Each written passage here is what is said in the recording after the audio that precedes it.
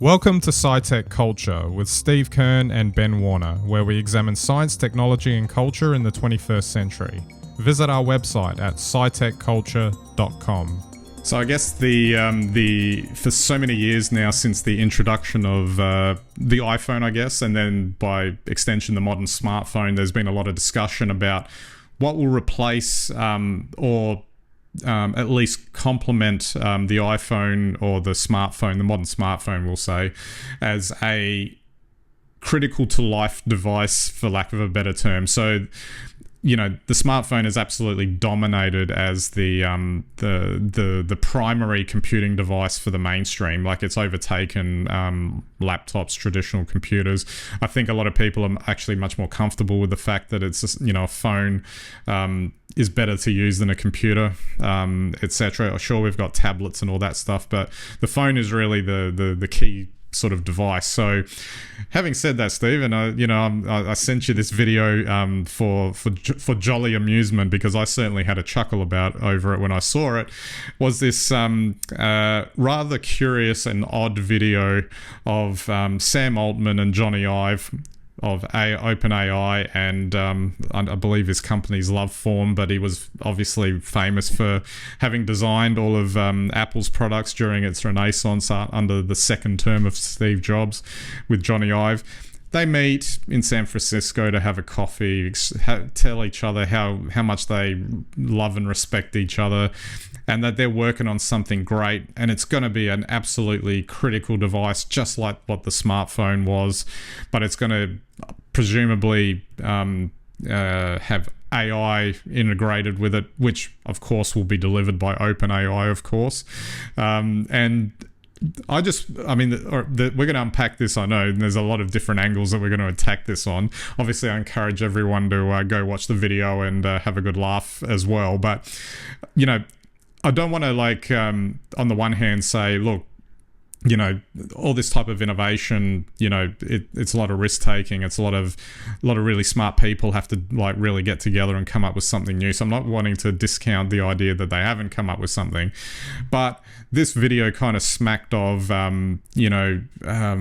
they don't have anything. They need to generate interest in the OpenAI platform for something. Maybe they need investment. So, you know, what better way than to get that marquee Jony Ive attachment to it? The guy that designed the iPhone, the guy that designed all the, you know, the Bondi Blue iMac and the iPad and the Apple Watch and all that. We've got him, and he's working on something great for us that's going to be coming next year, but we can't tell you what it is. It's not nefarious, it's just nebulous nefarious might be another way to put it, but nebulous in the sense that why would you come out and do any of that at all if not for an investment generation reason? Because this could you better want to deliver something after that, as far as I'm concerned. I mean, I remember I saw an old clip of Steve Jobs when he was asked about, so when are you releasing, you know, the iPhone? This was before the iPhone came out, and he just said, look, we don't talk about unreleased products if we have anything. If we've got something to say in that space, we'll let you know. And that to me is a smarter response, because, you know, it's not committing you to anything. But anyway, they're just my initial thoughts off the bat. Well, yeah, and I mean, I think they're very accurate. I mean, apart from, you know, trying to attract some money to their investment, why else would you tell us nothing and take 10 minutes to tell us nothing except how beautiful each of them are, how wonderful each of them are, and how most incredibly amazing this, at this point, fictitious device is going to be. Oh, it's a form we know really well. Oh, yeah, and, you know, we use it every day, probably, maybe, once upon a time, all these things with no real hint of its features. And even I struggled even to see how AI actually fit into any of this, unless you're assuming that it'll be voice controlled. So I don't even know where to begin, Ben, because I watched that for 10 minutes and I thought at one point I thought it might be a deep fake, and ChatGPT had just gone rogue and put it together itself. Maybe that it was like their first example of their video, because they were working on video generation, weren't they? Well, yeah, and maybe that's it. Maybe that's the alternate realities they're creating. I've got no idea what was going on there. I've got no idea what they were suggesting. There's, as you were saying before, there's been plenty written about this, what it could be, what it can't be, which is, I guess, maybe their aim is just to get us talking and let everyone know that Jony's now with ChatGPT and he's going to design something out of thin air. To me, ChatGPT and AI agents, all of them effectively are thin air operatives. And in that, I mean, they are agnostic. You don't need a physical form necessarily for them to do their job. You just need to be able to communicate. So I kind of get maybe where the video is going, but if that's the case, don't you just need any speaker, any camera mounted anywhere in the room? I don't know.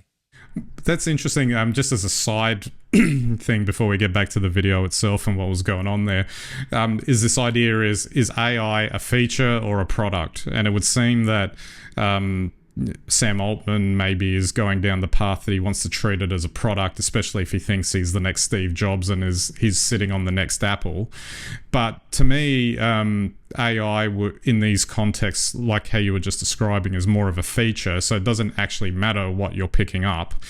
It'll be on there and then you can use it, which is what I think that's my interpretation of what it should be. And you'd probably want it to be that way anyway, because if it was locked to a device that you had to buy, then its utility goes down.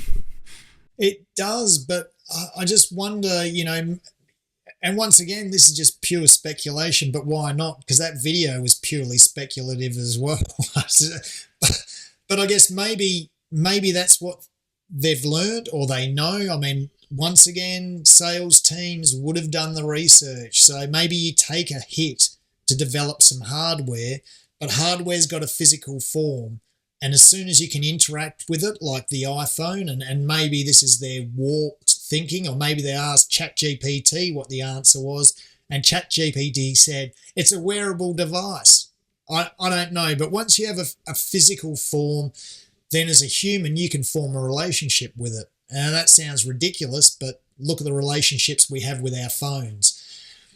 I think at the moment, because all of the AI agents available are accessed through a device that's physical, maybe they feel that if they don't go down the physical form factor, maybe they end up in the territory where Google is, which is, and I'm talking about Google as a search engine, not Alphabet, the company with all its products now, but that then you any device, and then on any device you can have competition for which AI agents you interact with.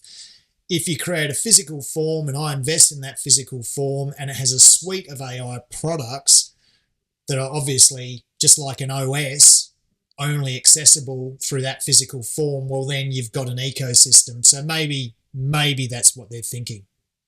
Or maybe the more a cynical way of looking at it is if they create their own hardware platform, they can get around things like Apple App Store fees or Google Store fees, because really all they need to do is chuck their app into the App Store and then they can get it out onto millions and millions of devices right now, but they've got to pay those fees. Well, I think there might be a few boardrooms that could do with a guy like you, Ben. I mean, the other thing that I wanted to highlight with this is, there was a very strong leveraging of Jony Ive's cachet in this video. So obviously, if anyone that's been living under a rock, and especially if you have an iPhone and you don't realize it, that was the man that pioneered the design of it. However, I think what is lost here, and we were talking about this before we got on, is that a big part of the magic of Apple's hardware designs after Steve Jobs came back was that pairing of Jony Ive and Steve Jobs, and I think that kind of gets lost. You can't say that Jony Ive was entirely responsible for the final design of all of the Apple products that came out, because it wasn't just him. And I think, and obviously there were many people that worked on those products as well. So again, so it's, there's a bit more going on there. But I think the key thing when you think about the relationship with Jony Ive and Steve Jobs is that Steve Jobs was obviously famous as saying, you need to know how to say no to things. And I can imagine in their relationship behind the scenes, Jony Ive might have come up with a whole bunch of ideas and Steve Jobs told him no. Now, do you think he told him that nicely, Ben? No, I don't think he would have told him that nicely. So I see this supposed, pairing of Sam Altman and Jony Ive, and I don't see that same thing happening because, I think Steve Jobs and Jony Ive came together at a time where they probably could see each other as equals, spiritual partners, if you like, in design. Whereas I don't know they tried very hard in that video to explain that, that Jony and Sam, had a meeting of the minds or whatever. Maybe they did, maybe they didn't, who knows? But I can't see it being the same thing, especially because of the current history of, how Sam Altman's gone about doing his business, what ChatGPT is, what OpenAI is, et cetera, et cetera. And even what Jony Ive has been, effectively, after Steve Jobs left, he, what happened to him? He came up with the Apple Watch, obviously, but, he was also, one of the people behind, those atrocious MacBook designs from 2016 to 2019 that everyone despised. And it might be that, maybe he's, maybe I'm reading too much into it. Maybe he's a bit salty after leaving Apple, because the Apple he knew wasn't what it was anymore. And this is like a way for him to, get back on the horse with a supposedly new figure, new pioneer in the industry. And I also want to note that Jony Ive's also he's alluded to wanting to correct the unintended consequences of products that he's designed in the past, which I can only assume is the people on using the iPhone to doom scroll, and that's not what he intended the iPhone for its use. Yeah, it's interesting you say that. I mean, the other thing that I really got the impression of was that he is going to create a whole suite of design hardware, I guess. So, in my mind, I don't think it's one thing he's working on. He tried to allude that he was doing something super special with a design that had been around for ages. But if you want to boil it down, and I don't do this just to throw shade at this, but, I expect there's going to be some sort of Google Nest style device or Alexa style device, if you want to call it that. Maybe it'll look like a lampshade, for instance. And, I suspect he'll have something like that you can put in the house and turn it on, and it's a light. Well, you probably don't turn it on. You ask it to turn on. It's a light, and it's also connected to an AI agent. And I suspect the OpenAI perspective is to start to produce a range of AI agents that are probably function specific. So in my imagination, you'd have a whole suite of products that are AI enabled, and Jony's going to design them. And I think then the showstopper, when they eventually get around to it, will be some sort of wearable device. And as we were saying before, and I don't know, you probably know the full range, but I guess it's going to be glasses or a pin or a headband or something. I don't know, but he's going to have to do something very special there. Yeah, well, I mean, the history of those types of wearables hasn't gone all that well so far from others. That's not to say that they couldn't come up with a version that could be the thing that cracks it. But what I'm struggling with, and this is probably somewhere where we can finish up on, and to bring it full circle, is this device going to be one of the critical devices? Is it going to be at the level of the smartphone in people's lives? And that is because that's what they were getting at in that video, that this is what it's going to be. I think they're looking at transforming your immediate personal environment into an AI enhanced environment, whatever that means, whatever form that takes. But if Jony Ive's involved, there has to be a physical form, so there has to be some sort of hardware. I think what it's going to be is that specific hardware will be a feature for a function, a specific function. Absolutely. Who knows? Absolutely. All right, we might wrap it up there, Steve. All very curious, lots of questions, not much answers, but, I guess we've got another 12 months, although they might come out in 12 months and say they're still delayed, and then we might not see it for 2 years. And sorry, forgive me if I sound cynical about the whole thing. Easy to be cynical after a video like that. Absolutely. All righty, so that's it for this week's episode. We'll catch you next time.